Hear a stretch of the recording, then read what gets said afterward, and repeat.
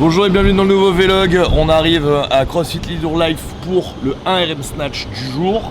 En attendant que j'ai fini l'essence, on vous met quelques extraits de la conférence nutrition qui a eu lieu à Cloud9 hier. À savoir que si vous voulez voir la vidéo en entier, elle sera présente dans notre formation nutrition parce que c'était tellement quali qu'on a décidé de l'ajouter dans notre formation.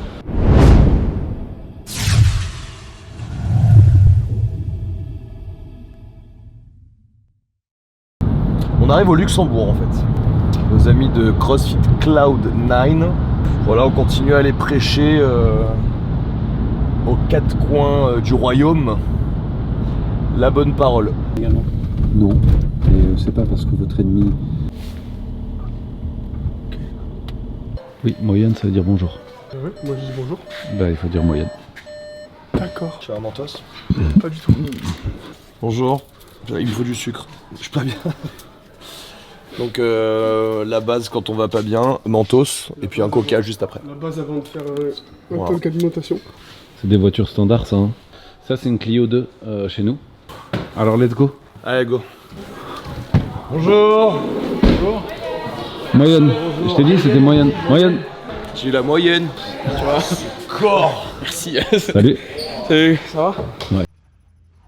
À cet instant, vous mangez quelque chose que vous ne devriez pas ou avec un indice limite très élevé. Ça, c'est le moment de l'ingestion. Mais en fait, il y a un décalage temporel avec le moment où ça va monter. Et imaginons que là, vous en ayez sécrété assez, le temps que le système du corps humain le détecte, les glandes, elles vont continuer à en produire. Donc tout ce qui se passe là, c'est en trop. Sauf que répéter, il y a plusieurs problèmes. Le premier problème, c'est que ça, c'est des glandes qui sécrètent ça. En particulier, le foie et le pancréas. Quand vous en avez trop fait, il se peut que votre foie et votre pancréas vous disent d'aller vous faire voir. D'abord, il va y avoir un problème, c'est que vos cellules ne vont plus être sensibles à l'insuline. C'est ce qu'on appelle l'insulinorésistance. Donc, votre foie et votre pancréas créent de l'insuline, mais cette dose d'insuline ne suffit plus pour ouvrir les cellules. Donc, qu'est-ce que vous faites? Encore plus d'insuline. Ça, c'est l'étape de l'insulinorésistance. Et puis, un jour, on s'aperçoit qu'au lieu de faire ça, donc en trop, d'un coup, vous devriez sécréter ça, et en fait, on voit que vous ne sécrétez que ça. Eh bien, ça, c'est le prédiabète. C'est-à-dire que vos glandes sont en train d'arrêter d'en produire suffisamment. Jusqu'à ce que vous en fassiez plus. Bienvenue dans le diabète. Ça, c'est la première conséquence. L'épuisement des glandes qui sécrètent l'insuline. Il y a d'autres problèmes. Par exemple, cette insuline en trop, en fait, elle part dans le sang pour aller dans toutes les cellules. Et des fois, ça va s'arrêter dans votre genou. Et le genou, c'est une articulation. Et l'insuline est une hormone qui anabolise. Donc, quand on anabolise dans une articulation, on crée de l'arthrose. Donc, il y a un lien extrêmement intéressant entre les articulations instables, les problèmes d'alimentation et l'apparition de l'arthrose. Vous avez des problèmes de peau, comme le psoriasis, parce que l'insuline dans votre peau peut décider, si votre peau est réactive à ça, de vous faire anaboliser plus de peau que ce que vous en dégradez. Et donc vous vous retrouvez avec des couches. Qu'est-ce que c'est le psoriasis? C'est un renouvellement trop rapide de la peau par rapport à sa vitesse de dégradation. Vous avez exactement le phénomène sur les cellules cancéreuses, puisqu'elles vont se reproduire beaucoup trop vite si l'insuline se greffe dessus. Donc, les problèmes d'insuline sont aussi liés à l'accélération des cancers. Vous avez la même chose pour les yeux. Vous avez un voile qui se crée, glaucome, cataracte. Pourquoi? Parce que vous allez anaboliser plus de matière sur votre rétine que la vitesse à laquelle vous la dégradez. Et donc, votre vue baisse. Cerveau. Le cerveau, il fonctionne comme ça. C'est un maillage. Chaque point d'intersection, c'est un neurone. Chaque trait, c'est une synapse. Les synapses sont des articulations entre les neurones. Il faut voir ça à 10 puissance 12. Qu'est-ce que fait l'insuline dans le cerveau? En trop, elle crée des connexions entre des neurones qu'il faudrait pas. Donc quand on est dans la partie motoneuronale, donc qui gère les fibres musculaires, on a Parkinson. Quand c'est dans la partie de la mémoire, on a, et quand c'est partout, on a la démence. Et on est en train de s'apercevoir, pour la première fois au monde, qu'une cause peut avoir plusieurs conséquences. Je filmais pas. Amtrapenek. Amtrapenek. C'est là qu'on mange. Ok. Bon, merci copain. Bon, en tout cas, c'était pas trop mal. Le reste, je pense pas le. Salut l'équipe de Dole, on arrive avec un petit peu de retard parce que la route nous met dedans, mais on est chaud bouillant, donc j'espère que vous aussi. Le warm-up a commencé dans la voiture. Sortez vos équipements, sortez vos boosters, nous on est plein de caféine. Bon, on va préparer la bagarre.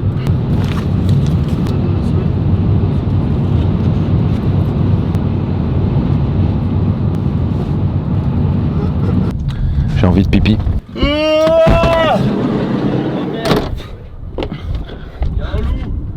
Oh, il est beau lui. Salut bébé. Bon les gars, j'ai tout ce qu'il faut là. J'ai la créa. J'ai Génial. les acides aminés Comment ils vont essentiels. Viens là, tu sautes pas. Et nous on n'a pas prévu des merdes comme ça, nous on a prévu des booster. Ouais, c'est de la... Ça va, belle gosse? Ça va? Putain, je suis sec quoi. Dis où, tiens. Désolé. Ok. Bon, ben bien. Putain, il y a du Céline Dion, quoi, pour notre arrivée, c'est incroyable. Ils savent à qui ils ont affaire. Waouh. Bonjour. Salut. Ça va, mon pote? C'est toi? Ok, super. Va. Oublie pour tout le monde derrière la ligne, s'il vous plaît, rapidement. Faut que je trouve un truc pour touiller parce que ça fait mal. Ok. Tu veux me touiller ça? Fini, on pose. Faut touiller? Tiens, vas-y.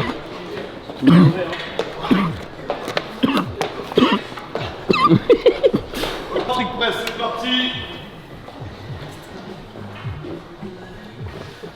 On met les temps qu'on dit après. C'est dégueulasse. Tu me dégoûtes. Remontée tonique. Attention aux genoux là-bas qui rentrent à l'intérieur, on les pousse à l'extérieur. Je vois tout, je suis omniscient, je suis omniprésent. Ok? Bref, je t'ai vu. Quand vous contractez vos abdos en haltérophilie, c'est pas pour montrer vos abdos, c'est pour aspirer le nombril. Donc rentrez le ventre au maximum. Et qu'on n'exigeait pas à descendre le plus par terre pour ceux qui ont des problèmes de mobilité. Ceux qui peuvent le faire par contre, vous devez avoir les fesses le plus bas possible. Donc soit votre buse va partir vers l'avant, soit vous allez cambrer.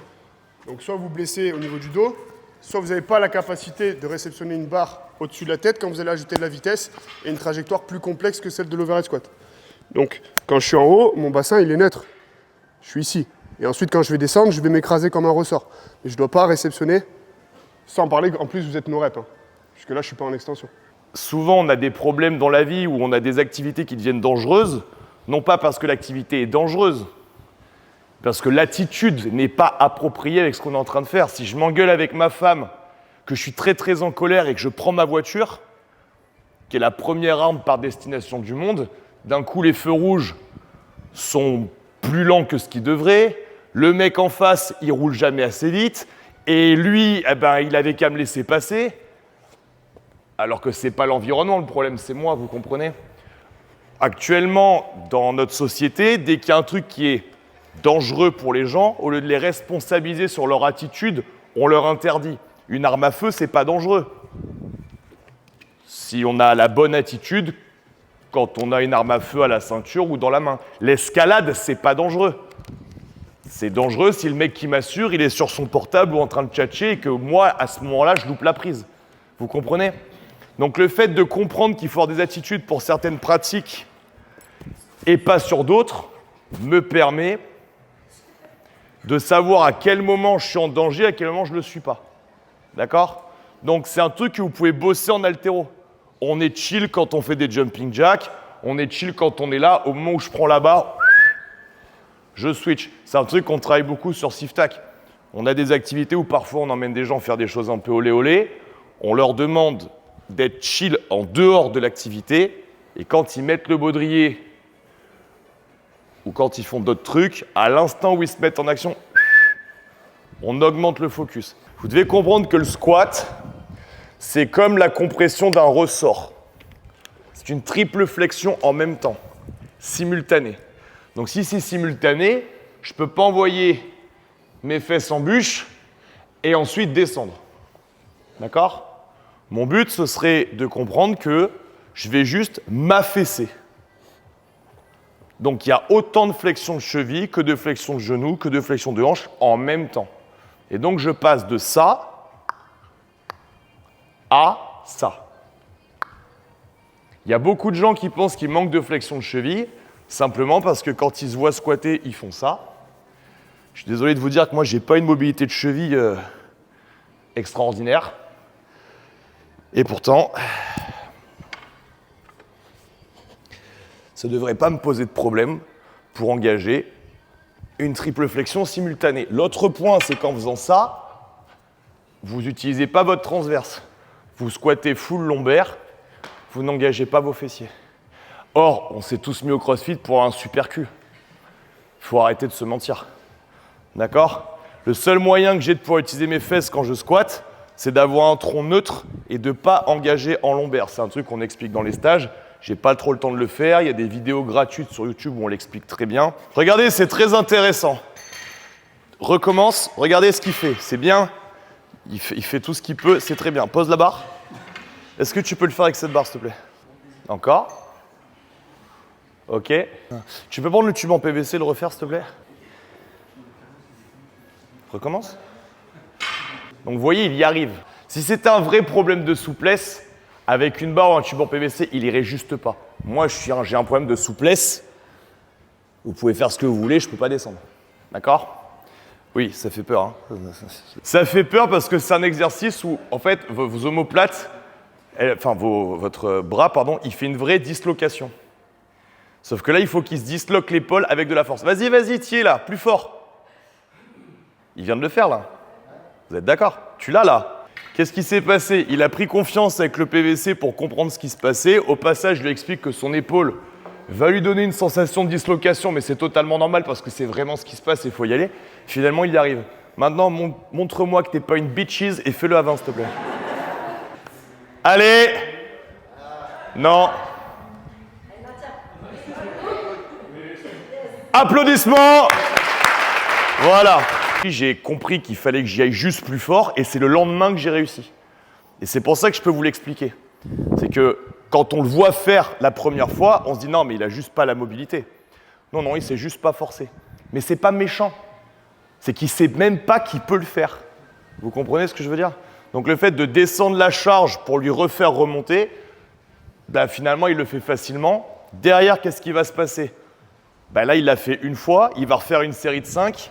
Chaque fois qu'il arrive à la salle et qu'il a snatch, il va faire une série de 5. Il le fera super naturellement dans un mois et sa mobilité complète va s'ouvrir grâce à ça. Et oui, parce que très souvent, l'argument des gens pour ne pas faire quelque chose, c'est « j'y arrive pas ». Donc je ne vais pas nager parce que je ne sais pas nager. Le but de l'opération, c'est de regarder à quoi on est mauvais et faire plus de ce dont à quoi on est mauvais que ce dont à quoi on est bon. Donc si un exo me pose problème, il ne faut pas que je l'enlève de mon entraînement. Si mon coach me montre un exercice auquel je suis daubé, il faut que je dise « ok, je suis vraiment daubé, donc je vais recommencer maintenant, et je vais recommencer demain, et je vais recommencer après-demain, jusqu'à ce que j'arrive à le faire. » Et the overhead squat. Donc c'est ok de débuter et de ne pas l'avoir, j'ai commencé en les... De rester bloqué. Juste au-dessus du genou. Reste au-dessus. Au-dessus. Regarde devant toi. Serre-moi ça à fond. Pousse mes mains vers l'arrière. Ils sont bien tes orteils redressés? Pas mal. Voilà. Travaille à partir de là. Ouais, fixe. Serre. Serrez à fond vos omoplates. Et incline, vas-y, hop. Ah, reste en bas, au niveau du genou. Incline plus. Vous voyez ici, on voit un petit peu ces muscles-là qui sont contractés. On est à 5% de son ouverture de cage thoracique et c'est pour ça qu'il va arrêter le crossfit. Parce que dans 2 mois, il n'a plus d'épaule. Je vais vous expliquer pourquoi. Serre. Pas mal. Serre. Oui, monsieur. Maintenant, relève les fesses et penche le buste en gardant le dos serré. Voilà. Là, j'ai la capacité de mettre une pince à linge là. Là, j'ai un sillon interfécié entre les omoplates. Ça m'intéresse et c'est la seule manière qui vous est autorisée de snatcher. Si vous êtes là et pas là, vous ne devez pas faire d'haltérophilie. Pour une raison très simple, mettez vos épaules comme ça, levez les bras au-dessus de la tête, c'est pas trop fait pour, ouvrez votre cage thoracique, mettez vos bras au-dessus de la tête, c'est vraiment fait pour. On va travailler sur une montée en charge en snatch, mais à mon sens, ce serait bien qu'on reste sur du hang snatch. Donc on va faire un premier tirage, deuxième tirage bien propre, snatch deadlift, on va redescendre et on va faire un hang snatch, d'accord? Donc je m'explique, on va se placer là, ma barre aura des poids, donc elle partira du sol. Entre la prendre correctement pour venir ici ou la prendre comme une merde, sur le plan des calories, ça me demande le même effort. Donc quand je peux faire bien ou mal, je choisis tout le temps de faire du mieux possible. Stay over the bar. À combien de pourcents d'implication et d'énergie mentale vous étiez dans l'application des corrections qu'on vous donne depuis tout à l'heure? Moi, j'ai la réponse. Parce que là, sur une rep, je vois des gens sur les talons, je vois des gens les épaules devant, je vois des gens qui déplacent les pieds alors qu'on leur a dit de ne pas le faire. On n'est pas loin du néant. Alors, je vais vous proposer qu'on oublie ce qui vient de se passer. D'accord? Et vous allez mettre de l'implication. C'est-à-dire qu'avant d'aller soulever la barre, vous allez réfléchir à ce que vous devez corriger. Votre attitude n'était pas mauvaise. Je ne suis pas un professeur des écoles qui vous tape sur le doigt quand vous avez 8 ans. Votre attitude n'était pas adaptée à vous mettre dans un axe de progression sur un truc qui est aussi technique.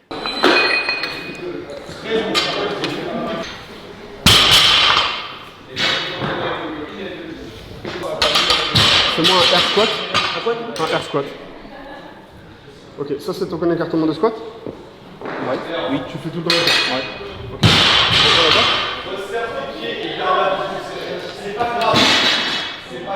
Ok, vas-y, commence à travailler. Ah, je suis trop serré. Non, t'es pas trop serré. Non. Mais il faut que tu aies la capacité, dans un écartement, de descendre sans que tes adducteurs ils prennent le dessus. Ok. Moi, je peux squatter comme ça. Ouais. J'ai la mobilité pour le faire. Okay. Si par contre je suis ici, les adducteurs ils prennent le dessus. Donc j'ai pas la capacité d'engager mes fessiers. Sauf que si je fais ça, mon buste il fait ça. Ouais. C'est en overhead squat, ça fonctionne pas. Donc je dois surtout pas être ici. Explication terminée, c'est l'heure de la bagarre, on monte en charge.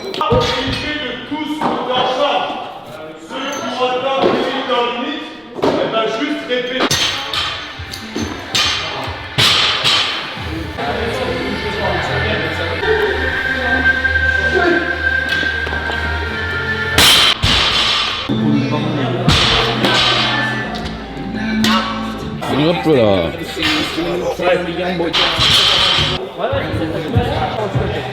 Donc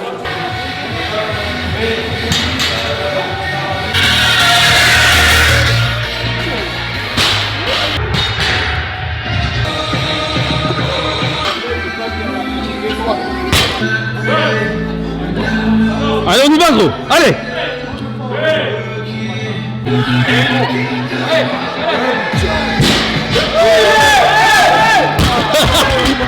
Essayez de me regarder là. Allez gros, c'est là.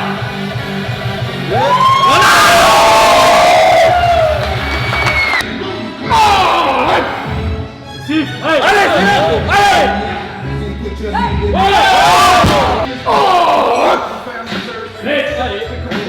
allez, tire.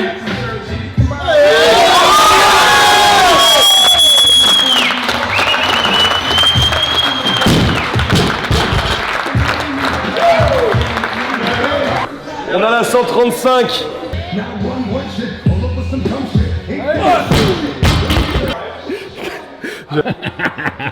Ok,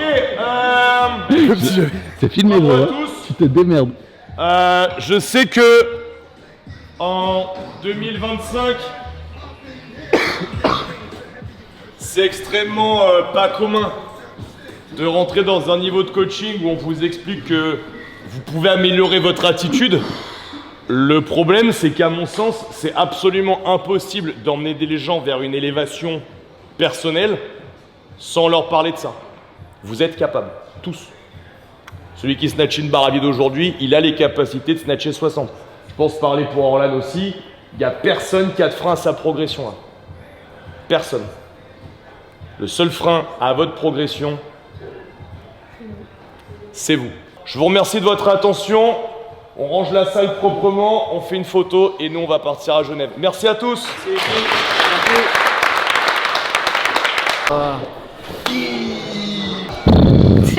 135. Vas-y, toi, wesh, t'es fort, hein.